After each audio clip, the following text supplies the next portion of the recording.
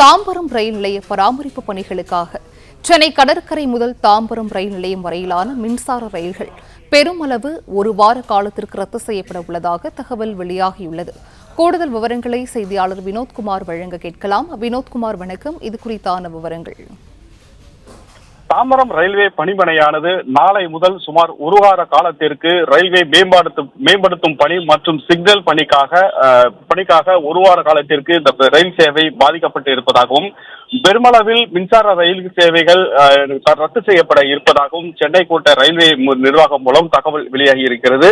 நாளை அதிகாலை முதல் ஒரு வார காலத்திற்கு பிற்பகல் வரை மின்சார ரயில்கள் பெருமளவில் ரத்து செய்யப்பட இருப்பதாகவும் கிடைக்கப்பட்ட தகவலை அடுத்து அங்கு தாம்பரம் பணிமனையில் பராமரிப்பு பணி நடைபெறும் காரணத்திற்காகவே இந்த ரயில்கள் ரத்து செய்யப்பட இருப்பதாகவும் தகவல் வெளியாகிறது. இந்நிலையில் சென்னை எழும்பூரில் இருந்து வெளி மாவட்டங்களுக்கு செல்லக்கூடிய விரைவு ரயில்களும் செங்கல்பட்டு ரயில் நிலையத்திலிருந்து புறப்பட இருப்பதாகவும் தகவல் வெளியாகி இருக்கக்கூடிய நிலையில் இதுக்கான முழுமையான கால அட்டவணை, எந்தெந்த ரயில்கள் எந்தெந்த நேரத்தில் ரத்து செய்யப்பட இருப்பது என்பது குறித்து முழுமையான தகவலை சென்னை ரயில்வே கோட்ட நிர்வாகம் இன்று சற்று நேரத்தில் வெளியிடப்படுகிறது.